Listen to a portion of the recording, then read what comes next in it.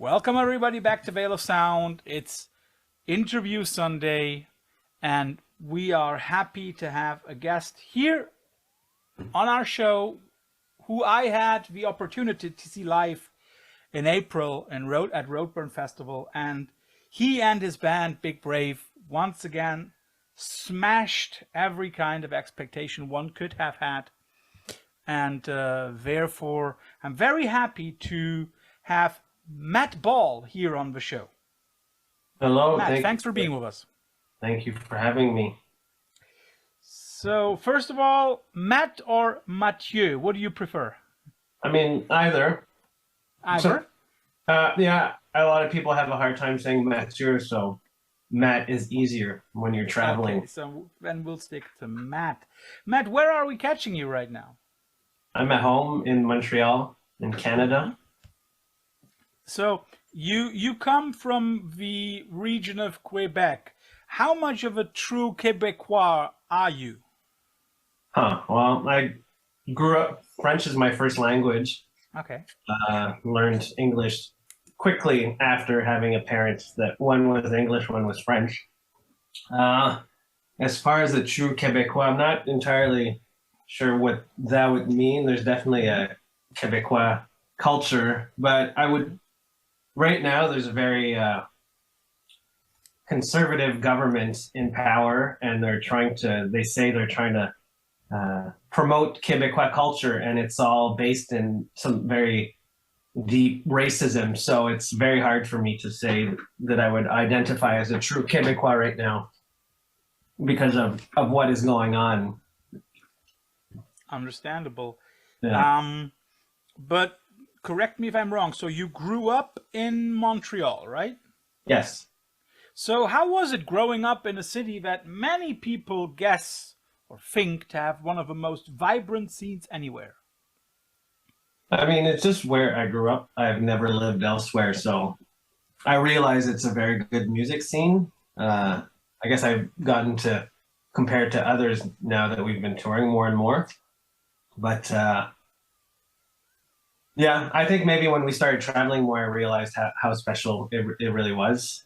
To me, it was just always where I lived and the kind of scene that was accessible to me. So it's definitely had a big impact on me, and I'm quite, I feel quite privileged to be able to have grown up around the arts and culture here. And yeah,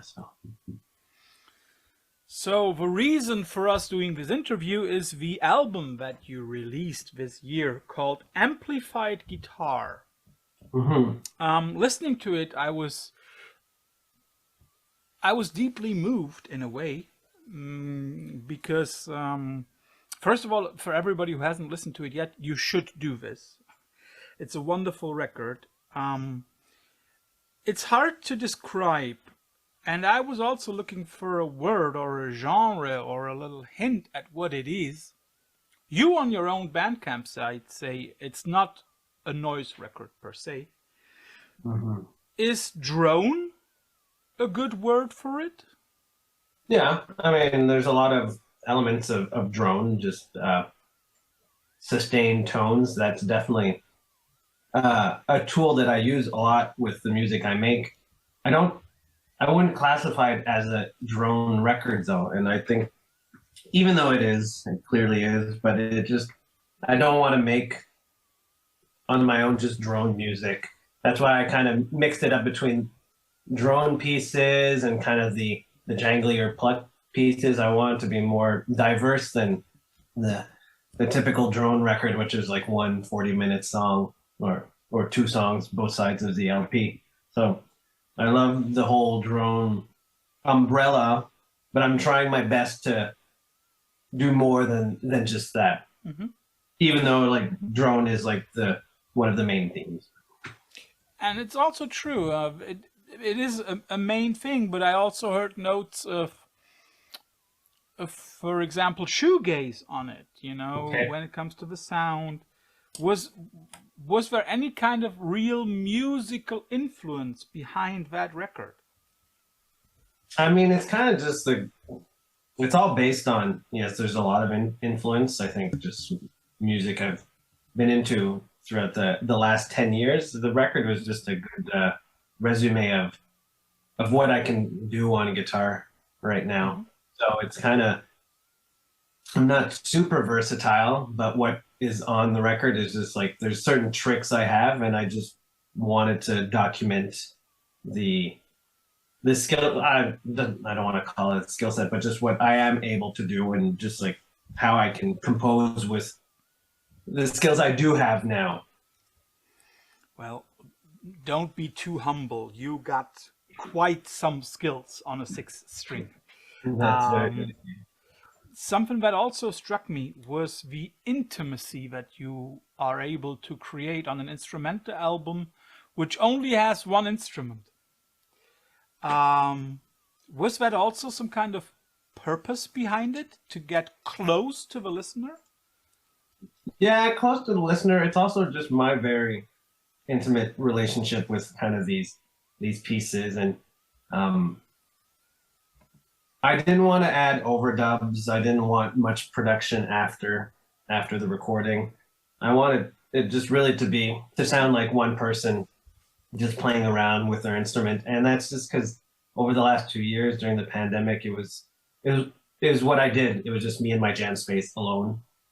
And yeah, I thought about it at first, like maybe I make it more of a production, but it felt right to just stay true to kind of what I had been doing the last 2 years before recording. And yeah, maybe next time it'll be different, but yeah, really want to capture the intimacy of, or just my relationship between the amp and the guitars. Something that played into that whole idea or whole notion of a very intimate album was the very minimal, but in my opinion, highly effective artwork of the record. It's black and white, it's a little grainy, and only thing we see is you sitting on a chair or a stool, I'm not sure, deep in conversation with your guitar. And while listening to it, and with my eyes closed, only listening to it, I really had the idea of you sitting in front of me and playing the whole thing for me. Yeah. So this connection between the intimacy and the artwork was, I guess, intentional, wasn't it?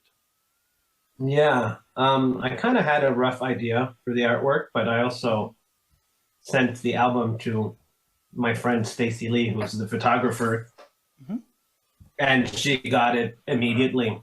So when we were kind of discussing what the cover photo could be, she had a lot of good ideas. She wanted to use very high ISO black and white film. She thought the grain of the film would work well with the grit of the tones on the record. So it was a nice collaboration to come up with this final product with her. Yeah, I mean, also maybe I just didn't have many ideas. I didn't think it required like weird or abstract artwork, because also it's called amplified guitar. The focus is just on this one person playing the instrument, so I think it fits for those reasons. By the way, you're playing a steel neck guitar on that one, right? Yeah, it's the guitar I used for the recording. So it's 8 tracks over a little bit more than 40 minutes. And a listener like me has a feeling of witnessing you construct these songs out of thin air, which is probably completely wrong on my side. So can you tell us a little bit about the process of writing those tracks? Yeah, it was, so they're all kind of very loosely based structures. Again, I think going into the studio, I might have had 12 ideas, loose themes that I'm like, I'm going to record them all and see what makes the most sense. Some are a bit more structured. The ones where I'm playing kind of like the Catch Light songs, those are a bit more structured. There's still a lot of like randomness that happens. The drone your pieces too, I kind of just have a main chord and then go from there. So when I'm at the jam space, I'm just playing for hours. Time, I don't see time going by. But so when I recorded, I just I needed a timer, put my phone on the ground, and I knew 5 minutes would kind of be a good amount of time to have kind of just like short pieces. So to start the timer, start recording, go for it, look down and try to wind down. So I think every piece is similar in structure where it starts, it gets a little denser in the middle, and then I wind down and try to decompress. But yeah, they were all kind of like semi-improvised like that. So you say you had like 12 songs or ideas. So are there any leftovers from that recording session? There's some I immediately scrapped during the session that like didn't make it to the mixing part of the of making the record, and then maybe 2 got mixed that didn't make it on to the record, and it was too much for a single LP anyway. So it was fun to be able to pick and choose. But there's definitely the ones I left out, they didn't work. When I listened to the song, I also had some kind of like, I thought of your friends Stephen O'Malley and Greg Anderson, like recording old Robert Johnson songs. Yeah. There's definitely some blues on that record, right? At least the way that I perceive it. Yeah. Oh yeah, for sure. And I'm really into kind of those very early blues guitar players, and that was more and more throughout the years a big influence on my playing. Just that them too. It's the single guitar. We're not really into like full band stuff, except for like Junior Kimbrough and R.L. Burnside. But really, just like the simplicity and the minimalism in those early blues recordings is something that really speaks to me. So is there any particular early blues artist where you say like, okay, that I have a sweet spot for that guy? Or yeah, like Sun House or Skip James also very much. And yeah, so they're obviously not it's not instrumental music, but just the way it all comes together is quite beautiful. Which is very interesting that you are talking about very old kind of blues songs, because they are very often, I mean, like those guys were awesome at playing the guitar, just like you are. But for them, I always have a feeling as if they're not only telling a story through the notes and chords that they play, but they also really vocally tell a story. And you are only using a guitar. Did you ever think about putting words to it? No, it didn't. It never crossed my mind for this. I think there's enough. Yeah, like to have lyrics really will help with the narrative, but there's so much instrumental music out there that just like tells incredible stories, and I never thought that I would need to have any lyrics. Just like with the music of like John Fahey and all that stuff, like it's just like there's such great storytellers, and it's all instrumental. So it's definitely, I knew I could do that. And of course, without vocals, you also give the listener a chance of constructing his own narrative around it, right? Yeah, correct. That's it. I mean, it helps that I really can't sing, so that kind of, I don't have that option. Maybe at some point, but I think I have enough fun exploring just on the guitar for the moment that I'm happy keeping it as is. So you released the record through the Garrote. Yeah. Which is, for everybody who doesn't know it, an early modern times execution machine, so to speak, or an instrument, so to speak, where you basically strangle the person to death. Why did you choose the Garrote and not release it via Southern Lord? Oh, well, the label which just started, run by my friend Ford and Brian, they approached me and they encouraged me to make a solo recording. So before they approached me, I mean, it was definitely something I was thinking about, and I knew I would do at some point, but then they called me saying, we're going to start a label. we would like to release some of your music. So it was only when we had that conversation that I booked studio time. So if they hadn't brought that up, I think I probably would not have recorded a solo record yet. It would still be on my mind. I would be working on a whole bunch of ideas alone, but I wouldn't have done it. And now, yeah, so I'm very thankful that they helped me break the ice. And yeah, at that point, like Southern Lord didn't even know that I was doing this. I don't know if they would have been interested at all. It was just, yeah, it was who kind of encouraged me to do it. Oh, I have to say, I think it would also fit perfectly well into the catalog of Southern Lord. I'm very sure that they would have been interested. But I also see why you release it, of course, via a friend's label. Getting back to the songs themselves, each track is a one take, right? So it's not a cut up thing, so it's like one single take.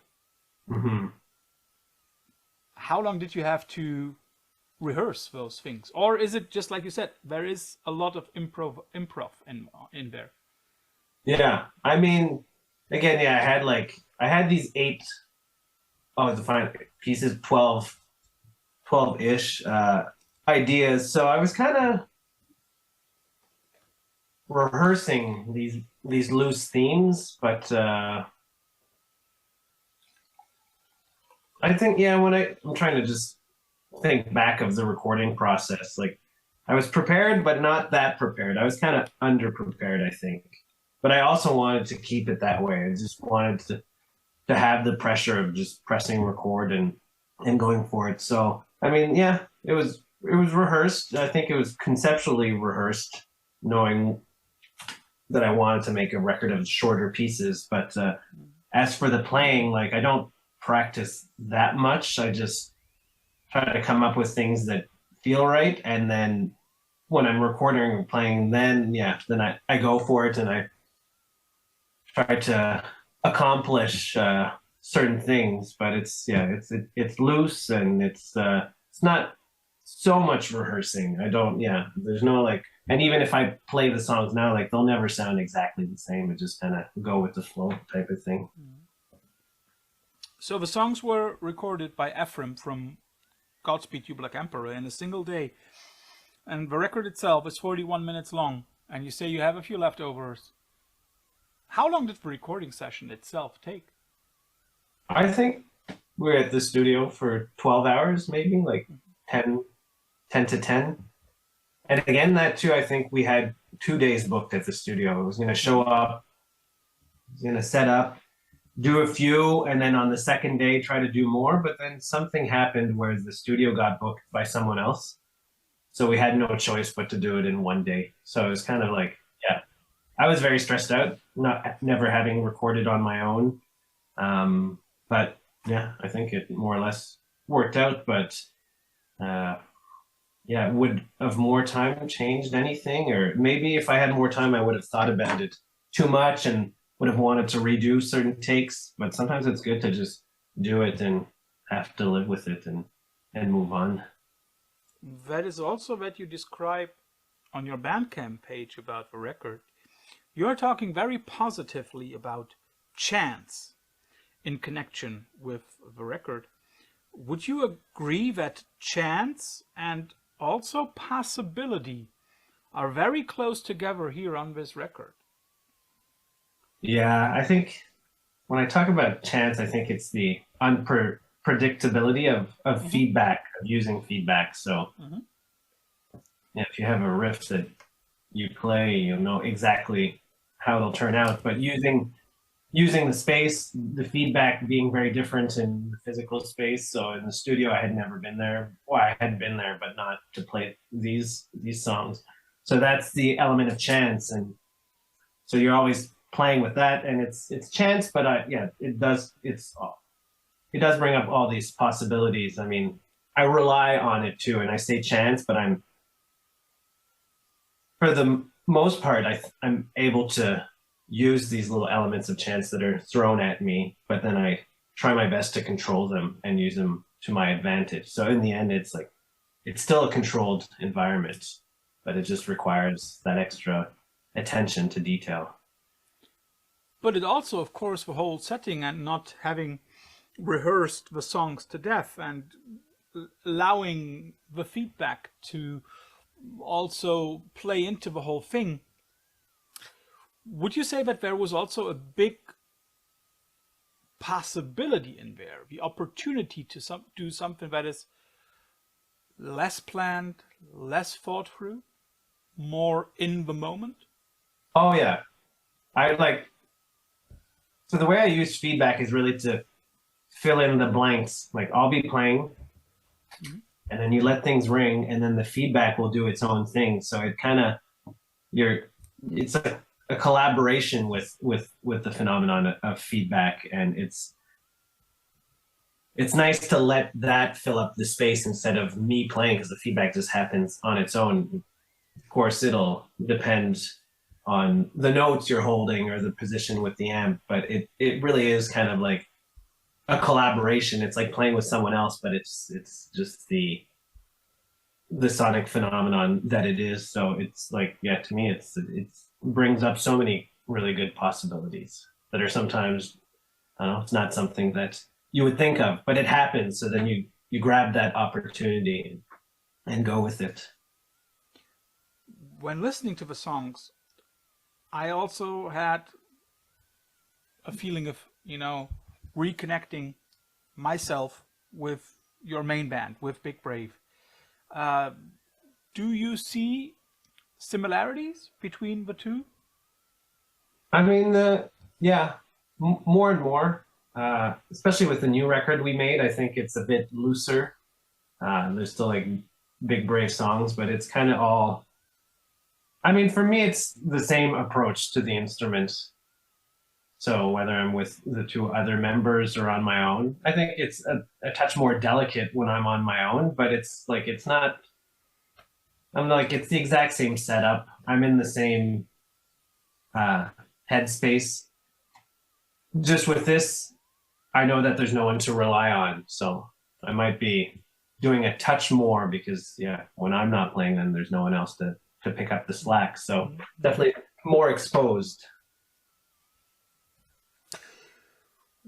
When you recorded it with Efrim, were the tonality and also the volume important factors for you when you recorded the tracks? Yeah. So like, yeah, to bring back to the feedback again, to get that, the feedback that I want, it could only happen at certain levels. Mm-hmm. So I could play much quieter. I'm like, that's why I play with big loud amps too. It's not just to be loud, it's because that's how you get the feedback out of the instrument. So amplitude becomes quite important for the feedback, for bringing out different harmonic qualities of the instrument. But I mean, as far as like being loud for the sake of being loud, that's not something that really preoccupies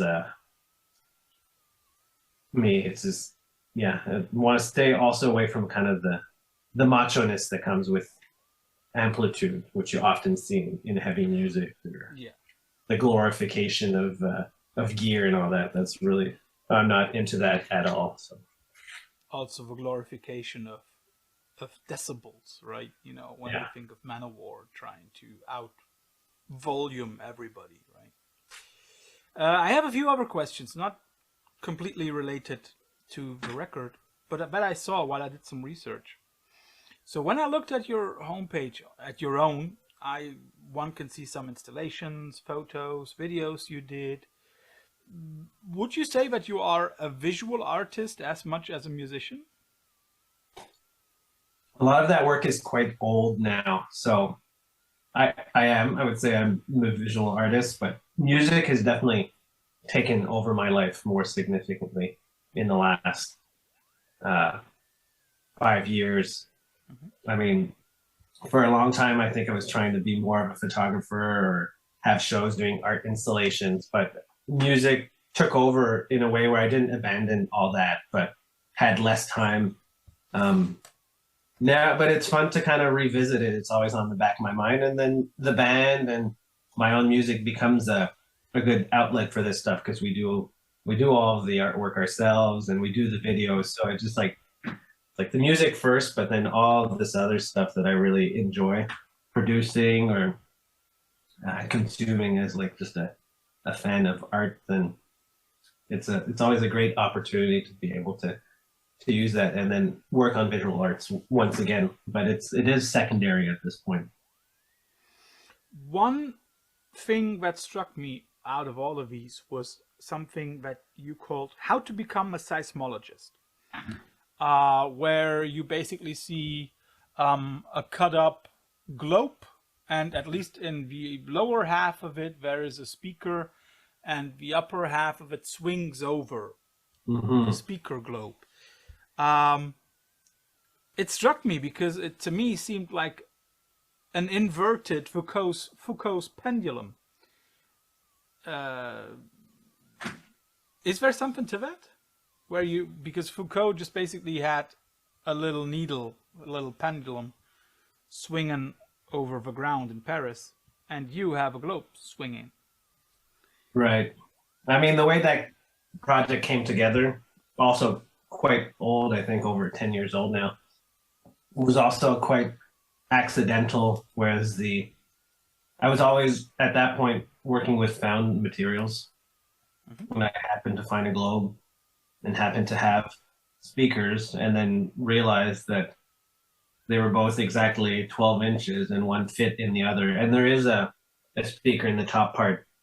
So the idea is that there's phase cancellation. That's why when one goes over the other, it cuts out. So I mean, other ideas come to mind after the project was finished, but the way it all came together was quite, it was process based and using different materials that were at my disposal. They find for free or at thrift shops or anything.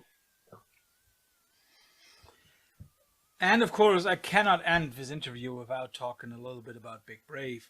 When I saw you live at Roadburn this year, it was surely one of my highlights of the festival. And of that, even though you played one, was it Thursday or Friday? I don't even remember, but I still remember the intensity and again intimacy that you performed in this huge building at Koppelhall. How tight of a unit would you say that you three are now as a band, 10 years in? We're very tight. This lineup is not the one that we've had for the 10 years. Tussie on drums has been with us since 2018, I think, or 19. Anyways, as it stands, the three of us, it's like the tightest we've ever been. It's just like we're best friends. We love playing music together, and I think the reason why the show is the way it is that there's like a deep respect for one another, and we're just like, I don't know, we're not one of those bands that's just touring and traveling because it's something to do or can become a job. We're just like, we just love being together so much. And yeah, I think maybe that translates when we play. That's why we, even on that huge stage, we like try to stay as close as possible. And the musical relationship, but the personal relationship is just like, they're both as important when we play or when we write music. So it'd be hard to imagine swapping anyone out at this point or adding anyone else. It just like, it feels nice and solid the way it is, the three of us. So. And of course, I have to ask this, when can we maybe hear new music by Big Brave? The record is done. I think it'll be out in February or March. So soon enough, it'll be out on Thrill Jockey. Okay. Yeah. But I think we're aiming for February. Yeah. But yeah, if it's not February, there's so many delays with pressing plants. But yeah, soon after. And of course, we always end our interviews here at Veil of Sound with our infamous Quickfire round, where you get two alternatives, like roses versus tulips.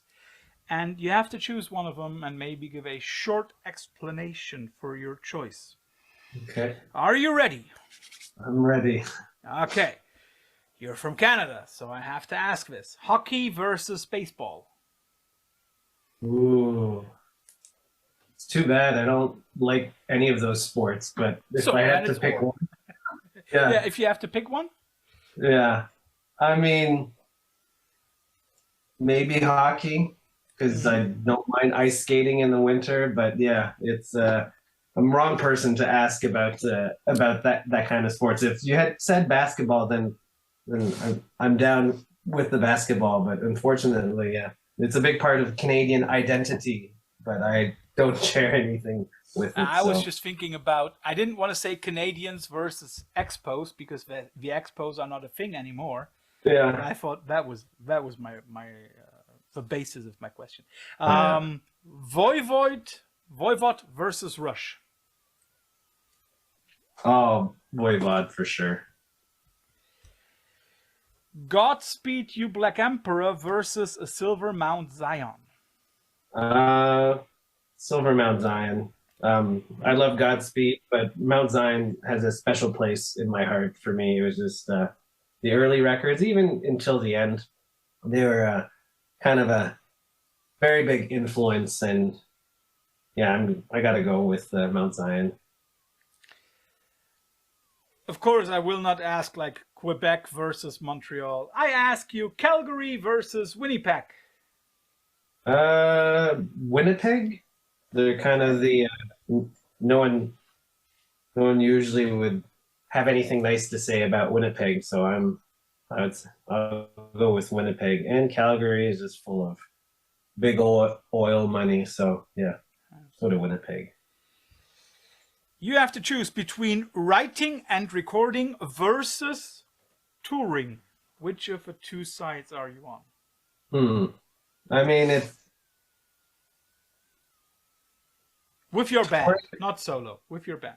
With the band. So touring, because I just love the traveling parts. But touring never comes without a record. It's so hard to separate them. But yeah, I think I would go with being like a live band. Just being able to play. Going away from the whole post-rock thing that many people associate with Montreal, punk versus metal. It's tricky, yeah, because they both have like such great subcategories as well. I'll go with metal. My Bloody Valentine versus Slowdive. These are tricky questions.